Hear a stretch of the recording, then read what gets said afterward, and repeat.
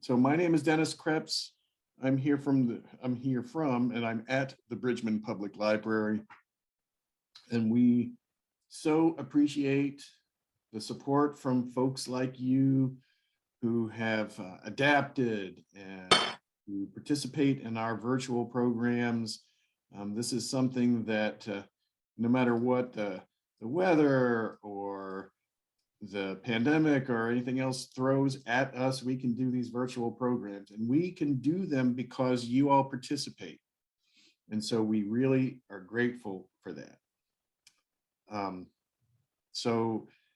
I will be monitoring the chat. So during the course of tonight's program, if you at any point want to type messages, questions into the chat, that'll be great. William is always super about answering questions at the end. I would certainly encourage you to really focus on what William talks about, because you don't want to miss anything. So speaking of tonight's presenter, so William Hazelgrove, the library staff and I have decided that William should be, well, we've granted, that's the word to use, him the honorary membership as a library staff person. We've had William do a number of presentations for us. We're very grateful for him doing that. They're engaging programs, which of course, those of you who've seen him would know already, and you will see tonight. A little bit about William. He's a national best-selling author of 10 novels and 10, although William just mentioned earlier tonight that soon to be 11, correct, William? Yeah. 11 nonfiction titles. Yep.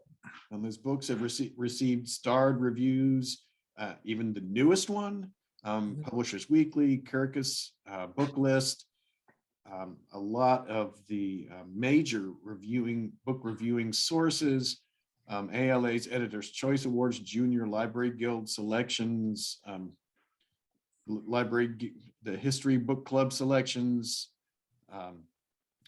So those are just to name a few of the awards that he's won.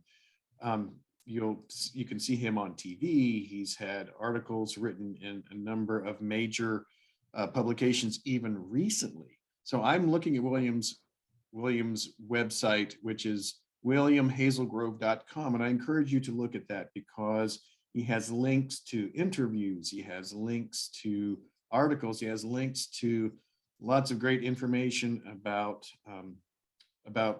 the subjects he writes about and about him.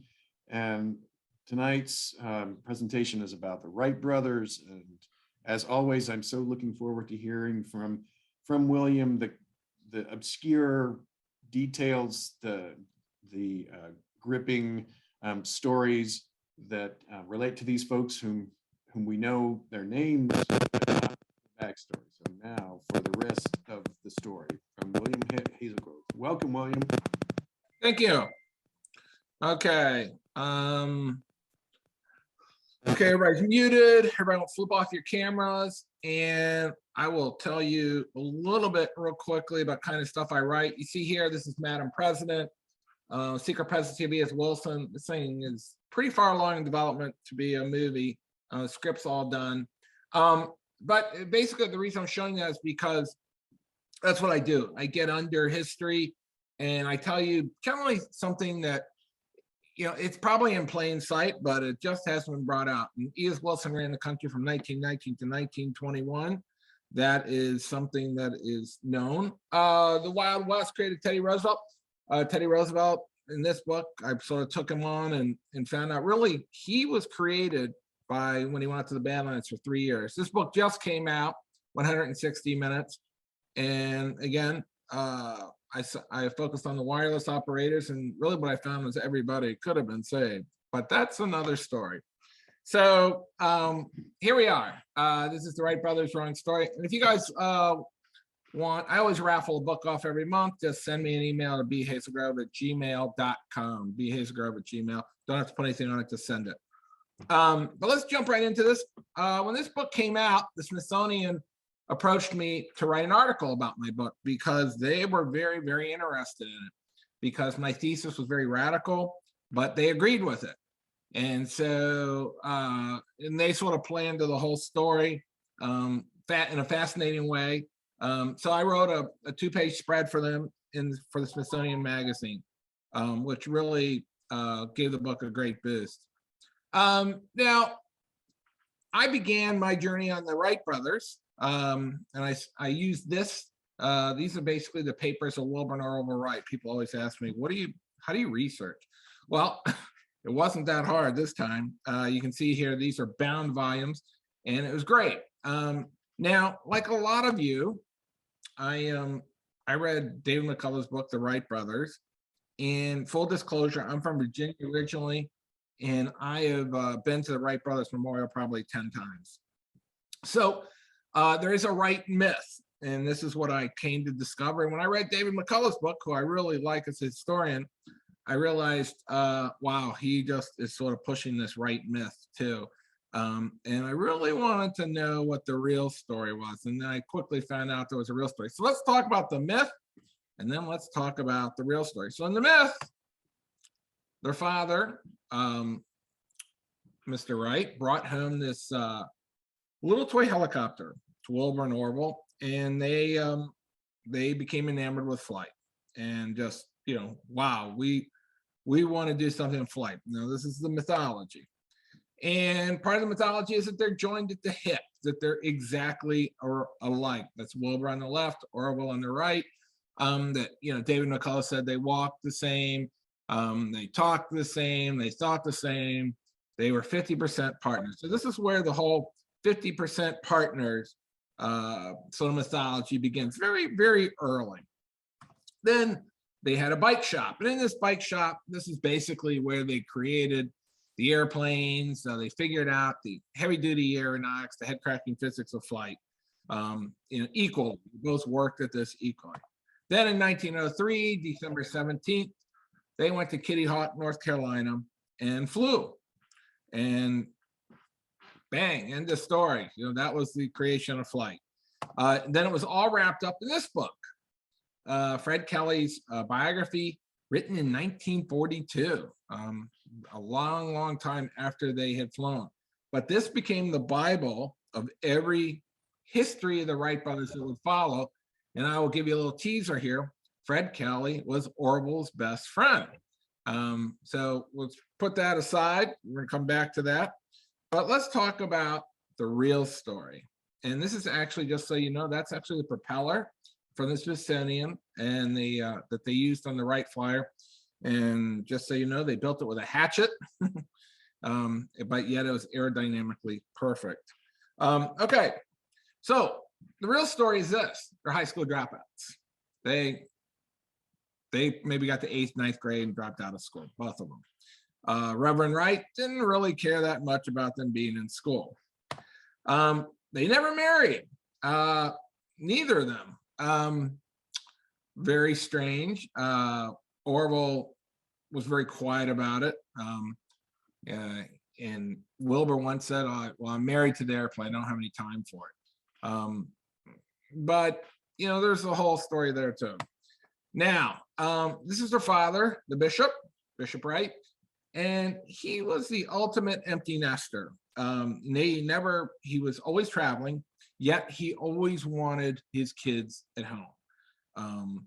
And they obliged him. They never, ever moved out of his house.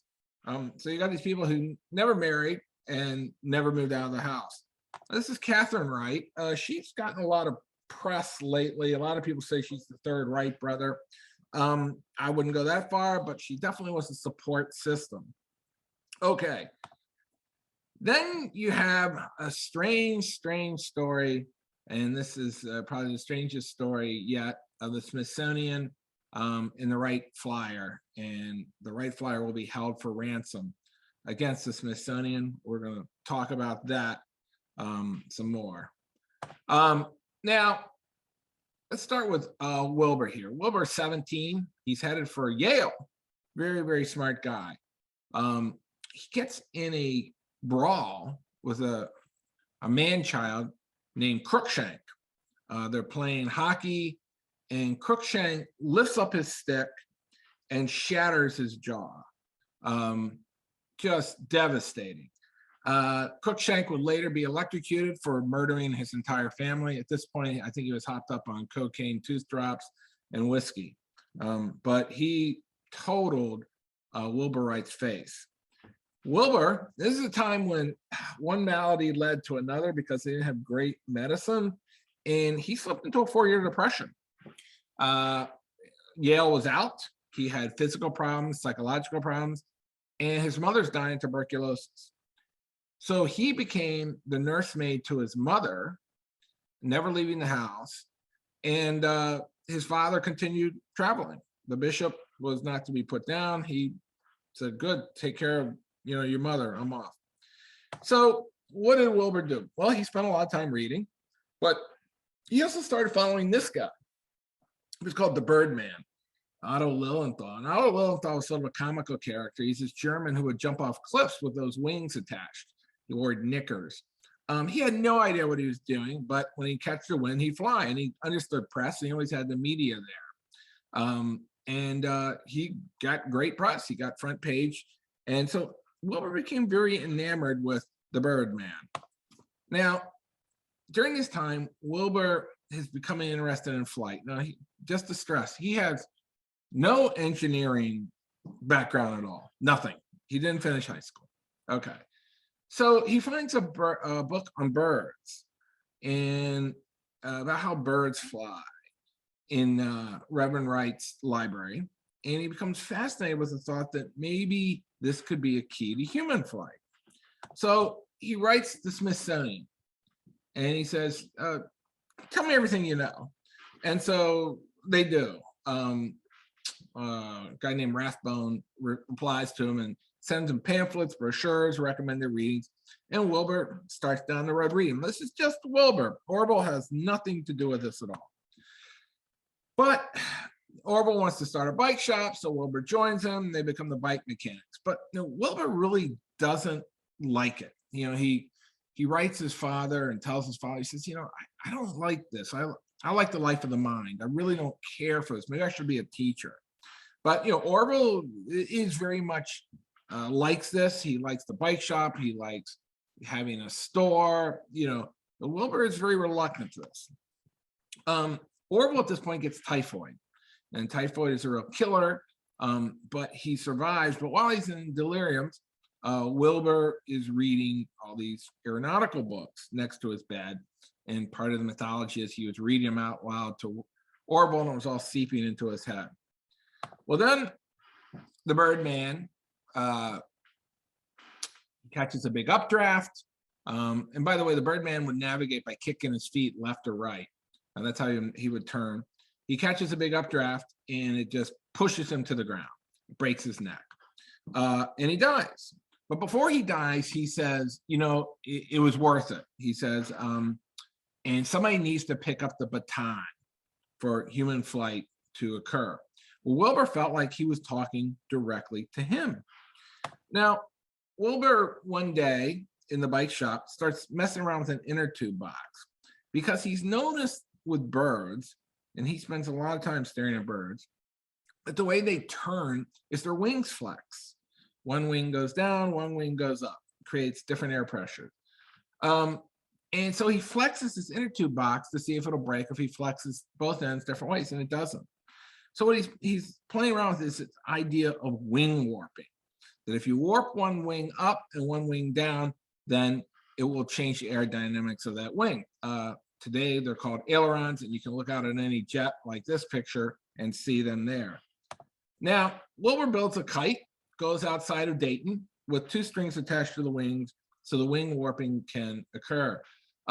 He's by himself. Orville is not involved in any of this. And he flies his kite out there. Here's this guy in his little tie and his, vest, and people are like, what's strange? This man's out there flying this kite. But he does it. And wing warping proves that it can turn this kite right, left, because he pulls the strings. So he then writes the National Weather Bureau. And he says, do you know anywhere where the wind is constant, where there's constant wind. And they immediately write back and say, Kitty Hawk, North Carolina, which again, I've been there many times on vacation. And it's true, it's always windy. So then he does something very strange. This guy named Octave Chanute, he is the aeronautical scientist of his time. And Wilbur writes to him and says, I believe man can fly. And here's why. And he goes through wing warping and his ideas about flight. Octave Chanute writes back this bike mechanic and says, I think you're right. And I think we should meet, which is amazing because Wilbur is nowhere in terms of flight. He's just this guy who's theorizing at this point. And here's Kitty Hawk. This is a picture right there of Kitty Hawk. Actually, it's on Kildare Hills, the ridge. You can see there all the little footprints in the sand. One other reason Wilbur likes Kitty Hawk is he has another theory. And one reason man has not been able to fly is he keeps killing themselves. So Wilbur thinks the sand will allow him to survive when these planes inevitably crash. So Wilbur, who has built a glider on his own and crated it up, heads for Kitty Hawk alone. This is something, again, you don't get in the history books. Orville is not with him. He's not involved in this. He goes down to Kitty Hawk alone. Now, to get to Kitty Hawk, there's now a bridge there. You have to cross Albemarle Sound. All right. Now, Albemarle Sound, he gets down there to Elizabethville, and he can't find anybody to take him across. Finally, he finds this old fisherman named Israel Perry. He says, I'll take you across. And so they load up his crates into this small boat to go out to the other boat. And immediately the boat starts to sink. And Wilbur says, well, I hope your bigger boat is more seaworthy. And Israel Perry says, no, it's really the other way around. So he knows he's in for a ride. So they cross Albemarle Sound, a big storm hits. They basically have to start bailing for their lives. They end up riding out behind a sandbar. Finally, they get over to Kitty Hawk. Now, Kitty Hawk in 1900 is double-barreled isolation. There's nothing on Kitty Hawk except some fishermen, some cast-offs. It is absolute poverty. This is a kid holding a drumfish right there. And you can see actually Wilbur's flying kite wing behind him there. So he goes to stay with some people called the Tates. Now, he'd written the Tates and was asking about the weather. And Mr. Tate there is actually the mayor, the postmaster, and just about anything else the town could have. And he says, why don't you stay with us? And so he does. And he starts to put his glider together in the front yard of the Tates. Again, it's just Wilbur, it's not Orville. Meanwhile, there's a guy named Samuel Langley, who's the secretary of the Smithsonian. He's very imperious, arrogant. He is the secretary of the Smithsonian, and he's the man everybody thinks is going to invent the airplane. People just, he's been doing experiments, and he's also associated with this man here, Alexander Graham Bell, who is also very enamored with the idea of flight. So these are sort of the anointed ones who everybody in America thinks these are the men that will make the breakthrough for flight. Meanwhile, these are actual photos taken by the Wright brothers, by the way. Down in Kitty Hawk, Wilbur has a tent. Orville has come down to join him at this point. But they have horrible weather. The tent almost gets blown away. The northeaster hits. Then mosquitoes hit. They're apparently like these 10-year mosquitoes. They almost have to abandon camp. Finally, they light some stumps on fire, and it drives the mosquitoes away. Okay, so now, again, actual photos from the Smithsonian. Here they are actually flying the wing. And this is, now Orville is very, very much about control. And just a little teaser here, when he gets a flyer for the airplane, it will be for control of the airplane, not the airplane. All right, so what do you have there? You have the wing, you have an early elevator on the front, and you have a little cutout for Wilbur to jump up through or Orville to lay down and control it. Now, he didn't, or Wilbur could not decide whether or not to sit down or sit up or lay down flying. So he decided better to lay down in the beginning. Maybe I'll survive the crashes that way. So that's really, I mean, this is all just, how do you do this? And he's just sort of, figuring out as he goes. Now, they're going to fly from a place called Kill Devil's Hills, which is not Kitty Hawk, but Kitty Hawk stuck with history. Kill Devil Hills is a massive dune called Jockey's Ridge. And it's a perfect place to take off from. And that's what he does. So at the very top of the hill, he takes off. That's Orville running under him right there. And he says, something very interesting when he finally flies for 10 seconds, 15 seconds. He says, all terrestrial concerns fell away. He felt, sort of almost existential peace when he was flying. So, you jump in, what are Wilbur's motivations for all this? Part of it is, he seems to be just this natural engineer who's just figuring out what other men haven't figured out before. But also there's something sort of other force driving him on. Now, meanwhile, Secretary Langley has built steam-powered gliders, little models, if you will, little airplanes. And they're all silver and they have a little steam engine. So they go down to the Potomac one sunny day and they're going to launch him off a boat called the Ark, which is that boat right there. He and Alexander Graham Bell. And the press is there. So they fire up the first steam bug, that they call it, and they launch it off, and it does a nosedive right into the Potomac. Samuel Langley is aghast. He's just horrified. And Alexander Graham Bell says, well, the phone didn't work the first time either. Don't sweat it. And so then he's like, all right, we've got one more steam bug left. So they put it on a catapult, shoot it off, and again, it seems to head right down for the Potomac. But then all of a sudden, it rises up and starts to circle around the Ark in this big circle, winding away as the steam runs out, and then just lands in the Potomac. And then they do it again. The press goes crazy. Alexander Graham Bell says, you've done it. You've solved flight. All you got to do is build a bigger plane, put a man in it. So the government gets in the act. And they're like, this could really be something we could use in the military. And they give him $50,000 to build a plane, which, today's dollars, at least $500,000. And nobody's ever put any money to building a plane yet in the United States. But here's the government saying, build it. Meanwhile, down in Kitty Hawk, here's Wilbur. He's back to flying it like a kite. And Wilbur would do this. He'd go forward a little, he'd fly it, and then he'd go back to flying a kite. Again, control, figuring out how it really works. He also had another theory, and he called it soaring. This came from watching hawks. And he said that if you built an aerodynamically perfect glider, that you wouldn't need a motor, that it could just fly by itself. Everybody said he was insane. But what he was talking about was gliding, and we know now you can have a glider and it can glide and glide. But at this point, people just thought that was nuts. When they were all done, they left the plane there. Here's an actual photo of their plane, just left it on the beach there, on the very first plane. Now, let's switch to this guy, Glenn Curtiss. Now, Glenn Curtiss is a man of the early 20th century, a natural boy mechanic. We live in the digital age. That's what's the mechanical age. And so Curtiss could build anything, just anything. And so one of the things he built was a bicycle with a motor on it. And he had a little tomato can for a carburetor.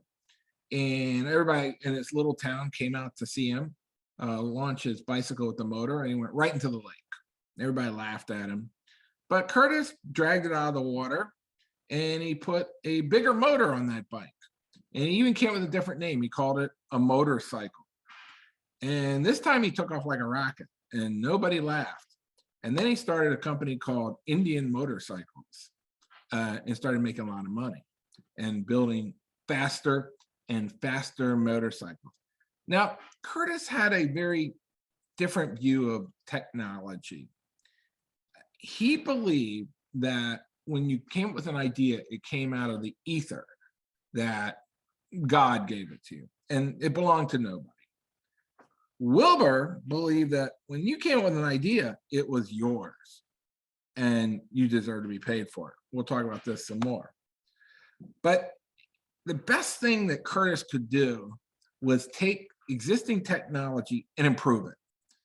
And that's what he did. He just kept building faster and faster and faster motorcycles, better and better motors. And then somebody came to him and said, hey, can you build a motor for an airship? Which a lot of people thought that was how aviation would go. These balloons with a motor below it. And this is the way people would get around the air. And Curtis said, sure. Well, it's a hop, skip, and a jump from an airship to building a motor for an airplane.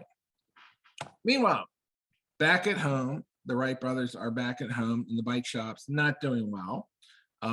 Bishop Wright has ended up in a big lawsuit with his church. And what's interesting is he asked Wilbur to help him out. He's already seen that Wilbur has quite the brain.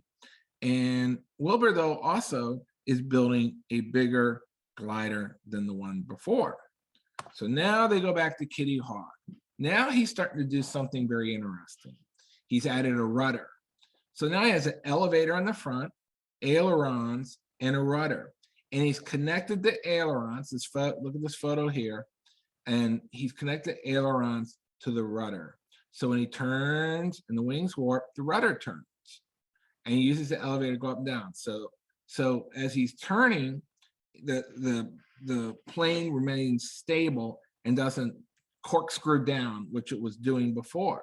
So, this is the beginning of the control system that runs every jetliner today: ailerons, rudder, elevator. But this is the very beginnings. And you can see he's doing this beautiful turn. Now notice how low he is. He doesn't go high, because if he goes high, he could well kill himself. And, here's another interesting photo. These, again, all actual photos. What's interesting about this is on top of Jockey's Ridge, those two men holding that plane are not holding that plane up. That plane's being held up by the wind.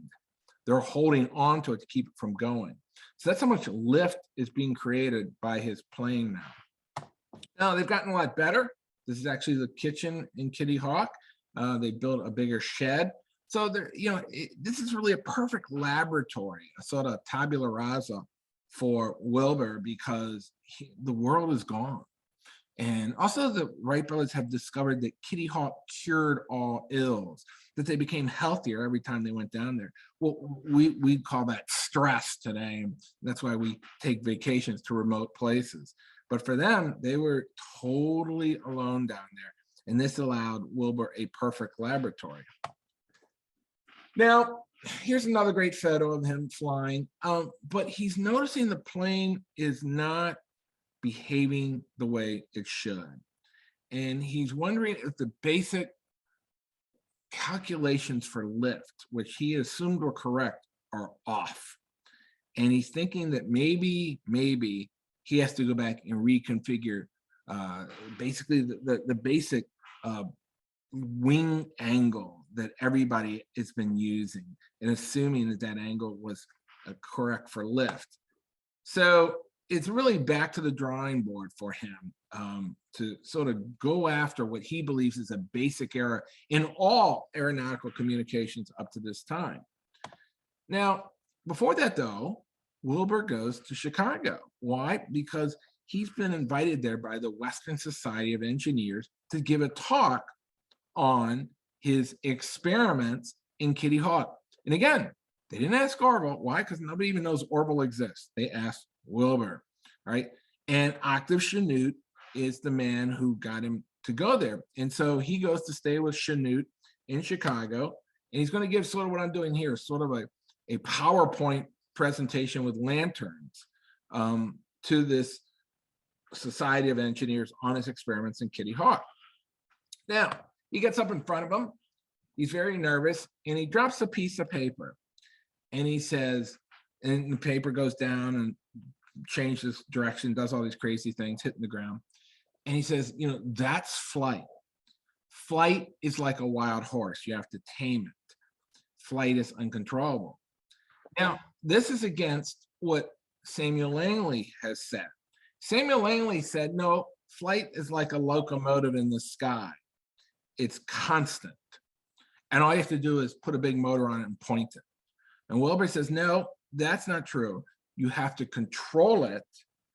And the only way to do that is to get on it and control it and ride that horse. So he's saying you can't sit on the sidelines and spitball it. You have to actually get in that plane and start to figure it out. So after this, by the way, his speech is put into print and it becomes a Bible of aeronautical science. Now, he goes back to figure out the lift coefficients of wings. And this he does with a very crude device, a wind tunnel he builds. And he and Orville sit there above the bike shop and use little hacksaw blades at varying angles and find out that the wing coefficient, that would be the warp of the wing, is incorrect, that they've all been working with. That it's off. Now, Octave Chanute, he's corresponding with Octave Chanute. 500 letters are going to go between Wilbur and Octave Chanute. And again, in the papers of Wilbur Wright, it's all math between him and Chanute. This is not two guys in a bike shop. This is the head-cracking physics that underlie flight. And this was worked out between these two men, not Orville and Wilbur. There's only one letter that goes from Wilbur to Octave Chanute, and it's about camping. So everything else is about these physics. And Chanute says to him, you're going in a place where I can't even follow you at this point. But Wilbur, it's turned out, is almost like a savant. He has this rare ability to put together all this different disparate data and see through and see what's wrong. He returns to Kitty Hawk with these new calculations with a new wing coefficient angle, and he flies perfectly. Everything behaves exactly the way it should. He also discovers wind shear. As he's flying along, a violent wind comes up and throws his plane to the ground. He didn't know what it was, but when you read the account of it, we understand today that this is really the first account of wind shear. But of course, obviously now all our airports have detectors for. But again, another great photo. And you can see the wing warping is working perfectly. He's got a perfect angle and all his controls are working perfectly. He just needs a motor. But our man Langley, Smithsonian secretary, has been working hard. And he has come up with a $50,000 airplane that is now going to be tested in the Potomac. And this is a big deal. All the press is there. And he has a test pilot named Madley. And Madley has some concerns. He notices that the cockpit is under the plane. And he says to Langley, listen, I noticed the cockpit's under the plane. And there's still ice in the Potomac. I'll be underwater when we land. And Langley says, don't worry about it, just swim out. So Madley drinks some whiskey. Everybody's there. This is the moment, the $50,000 plane, they're gonna launch this thing. They launch it from the arc, and this is what happens. It goes straight down to Potomac. $50,000, it goes right down the drain. And this is a disaster for Langley and for the Smithsonian. They're disgraced, basically. The government is furious. They're like, why don't we just throw the $50,000 in the street? They called it Langley's brick, Langley's $50,000 brick. They haul it away and they put it in the basement of the Smithsonian, but it will fly again one day. Now, meanwhile, in Kitty Hawk, they've heard about Langley's disaster. It's 1903. It's December. It's getting cold. They've either got to fly or get out of there because you don't want to be in Kitty Hawk in the winter. Now, they built a motor. Boy mechanic who works for them, Charlie Taylor, built it. And he uses an aluminum block, which nobody had ever done before, to keep the weight down. And it only generates 12 horsepower, but it's enough. You know, it's a simple carburetor, gravity fed, no spark plugs. But again, it's enough. They flip a coin, famously, to see who's going to fly first, and Wilbur wins. So on December 14th, 1903, Wilbur flies, but he has a problem. He turns the elevator the wrong way and it goes down. This is an actual photo of him right after he flew, and he breaks. You can see the front elevator. So this is sort of heartbreaking, but they can fix it. And now it's Orville's turn to fly. So they call the guys from the lifeguard station to come down and help them. They have a little signal where they put up a flag and they all come down to help him launch this thing. And so Orville's going to fly now, December 17th. And again, there's ice. It's about 40 degrees. This is it. They're either going to fly or they're not going to. And this is what happens. Now, this is a very famous photo. Okay. So what happened here is they had a camera and they told Mr. Tate's son, listen, when the plane goes off, if it takes off, just press the shutter, see if we can get a photo. All right, so now in this photo, you see like they have a little train track there. Okay, so this thing's going on skids along there. Now, also in this photo, I don't know if you can see it, but there's little footprints in there. That's Orville that's flying, Wilbur on the right. The footprints are from Wilbur because the plane's moving so slow, he has to hold it up or it'll dig into the sand. But it does lift off and for 12 seconds flies and then crashes. Okay, down. Okay, now this photo, they don't even know it exists because it won't be developed until they get back to Dayton. Okay. Wilbur then takes over and flies almost a minute and a half. That's really the first flight.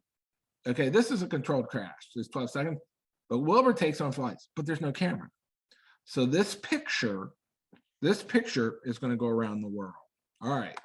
Now, when they get back, most people don't believe them. They just don't believe they flew. Press barely covers it. You see this little article here.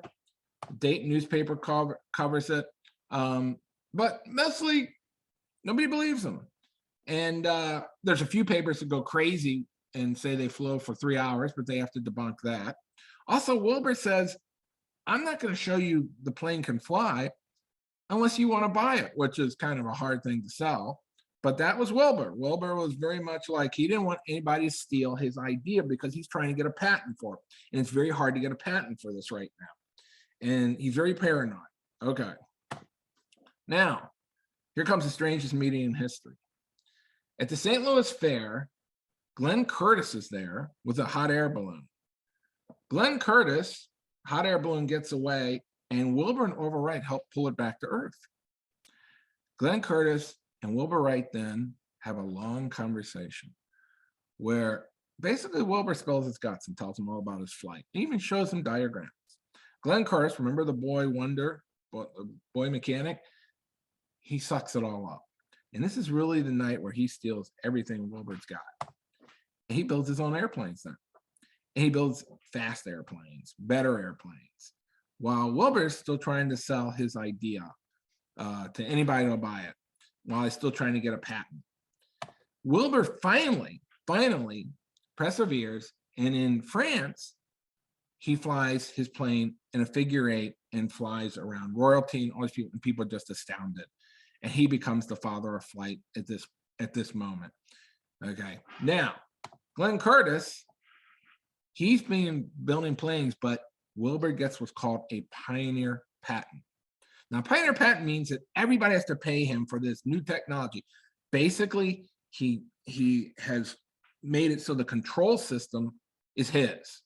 You know, aileron, rudder, and elevator. That is his. So Glenn Curtis has to pay him or shut down. Curtis, again, remember his idea was that nobody owns anything and everybody should be able to use all technology. Doesn't believe he should pay Wilbur. And he keeps building planes. And so finally, they end up in court. And they fight it out and fight it out and fight it out. And Curtis keeps trying to sneak out and build planes, and Wilbur keeps getting lawyers. Wilbur's no longer flying. He's getting worn down by court. And then this happens in 1912. 9 years after Kitty Hawk, Wilbur Wright dies from typhoid fever. The very thing that his brother pulled through on, Wilbur could not. We're very familiar with this because of COVID. Some people make it, some people don't. Well, this is the same with typhoid fever. But the newspapers, look at the newspapers, look at this headline. Death of Mr. Wilbur Wright, the famous pioneerman who solved the problem of human flight. Not one mention of Orville. Okay. Now the era of Orville begins because his brother's gone. So where's the 1903 flyer? It's underwater.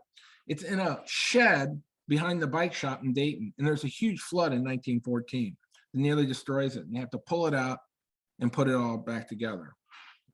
Wilbur does that with his secret girlfriend, Mabel Beck. We'll talk about her in a little bit. And this brings us to the Smithsonian Fight. Okay. And this is going to bring all the way around to why the Smithsonian had me write that article. All right. Now, Glenn Curtis, he's got a problem. This pioneer patent is strangling him. And he starts to think, you know, if somebody had this technology before Wilbur, it would obviate the pioneer patent. So he calls up the secretary of the Smithsonian and says, hey, you still got that Langley plane in the basement? He says, yeah. He says, you know, I think that thing could have flown. I think it could have flown. I think it was the launching system. Well, the Smithsonian's been trying to get rid of this black eye for a long time. And so Secretary Wadley says, sure, you can have it if you think you can fly. He says, yeah. So he takes the $50,000 brick, Langley's plane, and he makes a few changes. He puts a motor on it, powerful one. He repinions all the wings. He puts a different control system in it. And lo and behold, Langley's plane flies again. He immediately contacts Smithsonian. Guess what? He says, your man, Langley, he invented flight first. He actually had the technology in the plane before the Wright brothers. And the Smithsonian changes history. They publish papers saying, yeah, the Wright brothers may have flown first, but we actually had the first plane, the first, you know, Langley actually invented the first plane capable of flight. And they put it into the Smithsonian with a huge plaque saying the first plane capable of flight. Orville's furious. And he says, listen, either you retract that, you know, you wanted the 1903 flyer for the Smithsonian, or I'm going to ship the flyer over to Britain and they're going to put it in the London Museum. Well, this, you know, Smithsonian says, too bad, our plane was first, and they call us bluff. In 1928, they crate up the 1903 flyer and they ship it over to Britain, okay? Where it goes on display in the London Science Museum. Everybody in America is up in arms. Letters in the New York Times, just all over the place. People just can't believe that the 1903 flyer that brought in human flight is now in London and it's not in America. Well, things go from bad to worse, and they tap this guy, Charles Lindbergh, to kind of negotiate between the Smithsonian and Orville to see if they can get the flyer back. Lindbergh tries, but he ends up saying, you know what? Orville's really, really stubborn. And, you know, I'm not sure the Smithsonian is not wrong, but he can't get anywhere. So he says, sorry, no can do. So then the president gets involved. He says, you know, this is part of our heritage. This does not belong there. We should have this plane back. And Orville says, no dice to the president. No, not unless the Smithsonian retracts and says, we invented the plane first and Langley's plane could not have flown, because they're lying. Then World War II breaks out. Now the planes in Britain and the very technology that the Nazis are using to bomb the heck out of Britain is down below. So they move it out of Britain into a place called Covington and store it underground for the duration of the war. So it couldn't come back if they wanted it to. And Orville will not back down. Meanwhile, 30 years have passed and nobody's ever written a history of the Wright brothers. Now, there's a guy named Fred Kelly. He's a writer. And he's been working with Orville a long time to try and get a biography out. And Orville's very difficult. He just keeps changing his mind. Fred Kelly wants to get paid. Orville finally says, you know what? You know, maybe I'll do it if I can approve every word. And so he does. So really, this is Orville's view. This is Orville's version of events. But still, he can't get it out. And Fred Kelly's desperate. And finally, he thinks, what's the one thing I can do? He goes, you know, if I can solve this stupid thing with the Smithsonian, maybe I can get this book published. So he calls up the Smithsonian and he says, I'm going to publish everything I know about what you guys did, how you changed the plane, how, Curtis changed it, to say, so you could say that you flew first. I'm going to put it all in this book and the whole world's going to know. The Smithsonian finally backs down. And this book comes out in 1942. And this book tells the story of the Wright brothers, according to Fred Kelly, according to Orville. Orville's name appears in here 600 times. Wilbur's name appears 300 times. It's Orville's version of events. And in this book, Orville is as much the inventor of flight as Wilbur is. And so finally, the Smithsonian publishes a retraction. They say it can come back. Orville says, bring it back. It doesn't come back till 1948, though. And when it finally does, they have to push the Spirit of St. Louis back. They asked, Charles Lindbergh, is that okay? And he said, sure. And so they pushed it back, and they finally get the 1903 flyer in the Smithsonian where it belongs. Now, so what happened to everybody? Well, this strange family, Orville, Catherine, who's always been the support system. They all, remember, during all this, they all lived in the same house. Catherine finally gets married at 50, and Orville never speaks to her again. Freud could have a field day with this family, believe me. So what do we have? We have the Wright myth that says these two brothers are joined at the hip, that they invented this plane together. But really, it was Wilbur Wright who invented the plane, and who really created the ability for humans to fly.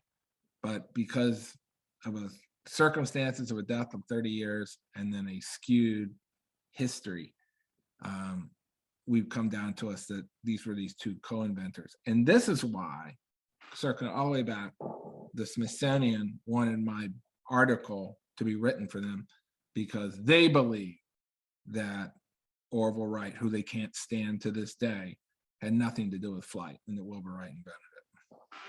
And with that, I can take any questions you may have.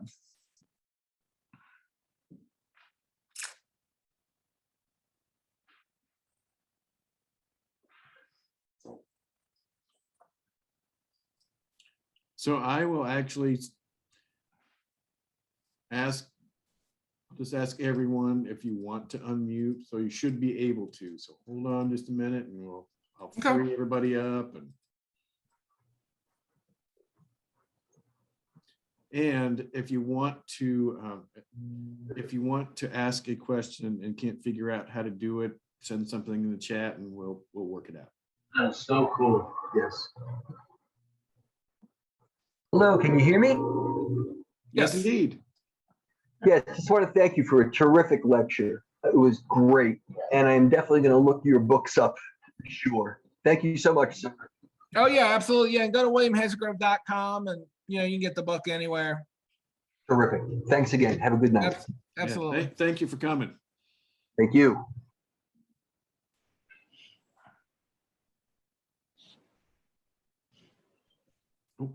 Oh, so Mick says thank you. It's very interesting in the chat. Okay.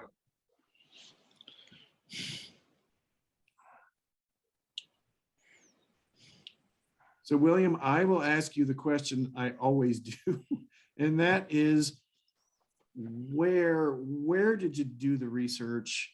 What sources did you use? How did you get access to the backstory for this? Yeah, it's really the papers of Wilbur and Orville Wright, which had all the letters in it, diaries, everything that really transpired for 50 years. And fortunately, they bound them. So, I didn't have to get all these crazy manuscripts together and all that. And that's really the Bible of what I used, and it's all right there. The Smithsonian controversy, I didn't know about it when I started it. And then it all sort of started to stitch together. And then, like all books, as I'm going along, it hit me. Wow, this guy really Wilbur Wright really invented this plane, that he had this strange savant-like ability to figure out what other men couldn't. And he and Octave Chanute actually broke over this. Chanute went to the press and said that, he had taught him everything he knew, and Wilbur Wright said, well, that's just not true. And they really sort of broke apart at that. And in 2000, I think it was 2003, a replica was built of the 1903 Flyer by a group, and they tried to fly it, but they found that they really couldn't keep it in the air at all. And they really deduced that, Wilbur Wright was a very unique individual who built this plane that just about only he could really fly. And sort of, he had this sort of 1 in a million ability to do what nobody else had done. And then of course you have destiny, things like that, I think, come in to play.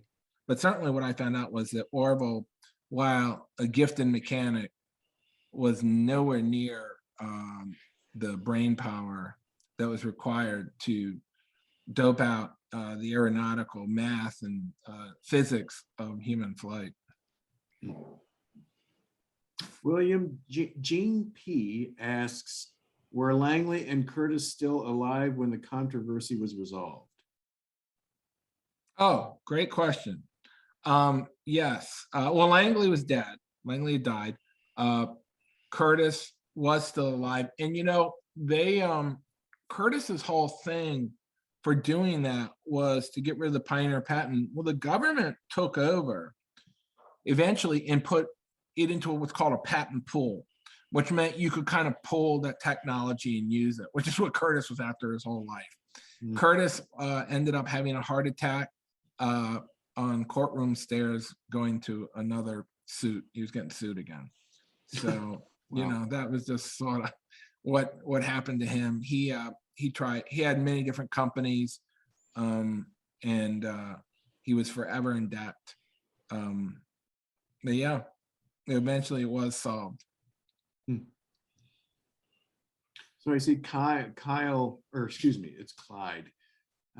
One, he asks about the picture behind you, but also he asked the question about whether or not, did you mention that Orville had a girlfriend? Oh, right. So Orville in the 1930s, during or 20s, during Prohibition, there was a gentleman delivering liquor bottles from a baby carriage. That's how he delivered them. And his son, and they were going down an alley next to Orville Wright's laboratory in Dayton. And the boy pulled himself up onto the window and looked into Orville Wright's laboratory because he would shine his shoes and things like that. And what he saw was basically Orville Wright with a woman on his lap making out with her. And that was Mabel Beck. Mabel Beck was his personal secretary, who basically controlled access to him, even for the family. Nobody could get through her. And was his secret lover. And this guy kept this secret for 30 years before he went to the papers.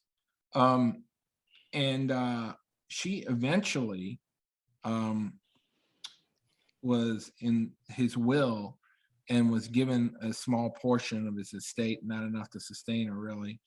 And she and her sister lived in the same house, but she always went to sleep with his picture by his bedside. Orville Wright had multiple heart attacks and died in the 40s. And so, so he actually did have a girlfriend, and Wilbur Wright never really did. But at least we know they were somewhat human. And by the way, I started to write this book because I felt like they were sawdust characters who had, no bodily functions at all and just sort of existed in history. And I really went after trying to humanize them. And then the book came out of everything else I discovered.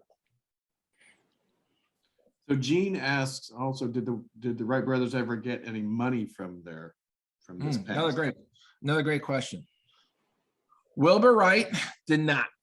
he spent his entire life, you know, trying to protect the patent, reinvesting in the plane.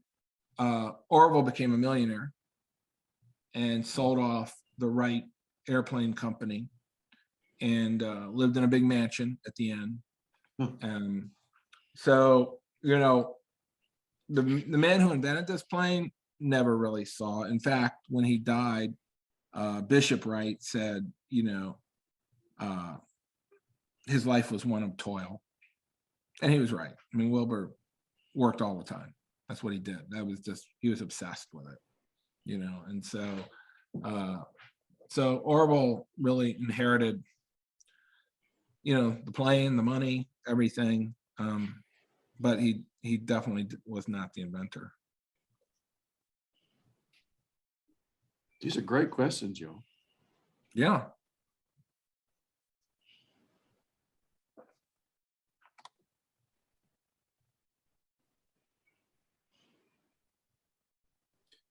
So William, is there anything, you know, obviously we should read your book, but is there anything else that you'd recommend? I mean, there's the one biography, of course, you make reference to the one written in the 40s, but oh yeah, and then McCullough's book came out probably, I don't know, 15, 20 years ago.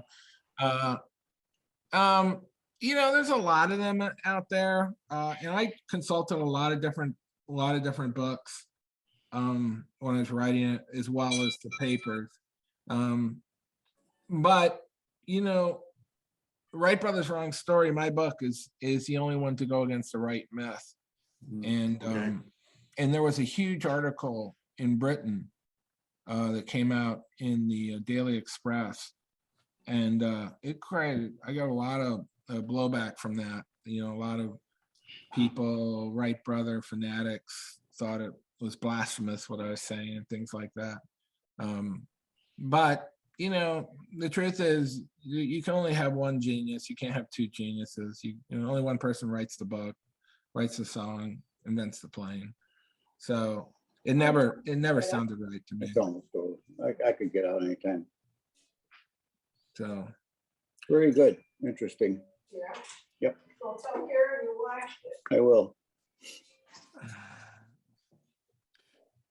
So William, that is a really good point that you just made about getting pushback. oh yeah, quite a bit. I mean, you know, it was you know, again, when the Smithsonian article came out, that was a 2-page spread in the Smithsonian magazine. That created quite a bit of controversy because Smithsonian got behind it. So, and also, by the way, the reviewers all got behind the book too. And so did a lot of aeronautical heavyweights who said, oh yeah, we all suspected that Wilbur Wright invented the plane and that Orville was just sort of his helper, you know. And but when you read the Fred Kelly biography, he reverses everything. Orville's making all the breakthroughs. Orville's the one obsessed with flight, everything, you know. But you know, he had to satisfy the man who was paying him. So Right. And so William, your website is the best place to find information, not only about things that get written or interviews that you have about not just this book, but others. I mean, your website is still the best place to get information. yeah. Yeah, on all the books, on all the on the media, on the Wright brothers there, the articles, Great. interviews, it's all there. And WilliamHazelgrove.com. Definitely. And you know, you can just Google my name or put in Wright Brothers Wrong Story and you'll see all sorts of stuff. I did a lot of interviews, a lot of radio interviews, television. Well, and I'll make sure that we put some more on the website. Okay. Just to help lead people to those resources too. Absolutely. Yeah. I mean, it's, you know, I've had so many books come out since that I really want to get back and sort of promote this book some more because it's a really cool story. Well, and William, once again, I think that you have captured the intrigue. You've captured the the secret lives, as it were, or the unknown facts or the unknown backstory. And Yeah. and I appreciate your storytelling and the way that you, not just the research you do to get to where you are, but how you present it too. I think it's really awesome. We are so glad to have you back on tonight. Oh, thanks for having me. It's great. Yeah, can't wait to do another one. Any last questions for William? Yeah, yeah. Someone else asked, "What's the ship what's the picture Oh, behind yeah, us?" that's Titanic. That's actually the Titanic being built, and I'll go back to that. That is the book that just came out in September, 160 minutes. And that tells, again, the real story of Titanic that you probably haven't heard.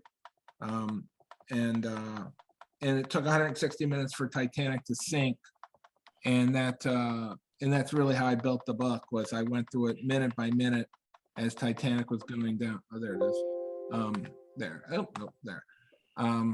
So this is the actual ship in Belfast when it's being built. Well, and that is William did a program for us on that book as well. And that recording, the recording of that program is on through the website on our Facebook, or excuse me, on our YouTube channel. Yeah.